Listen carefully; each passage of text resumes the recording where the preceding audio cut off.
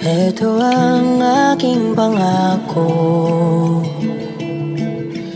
pag-ibig na di maglalaho. To be patient, to be kind and to be true, to love and to be loved by you. Pamilya Pangilinan, pinakinggan na rin ang Anong Daratnan by Bel Mariano. Iba talaga din ang suporta ng pamilya ni Donnie sa girlfriend. Pamilya ni Donnie, pinakinggan na rin ang kanta ng Moana 2 na Anong Daratnan by Bel Mariano sa Spotify at mapapanood na nga rin yun ito sa YouTube.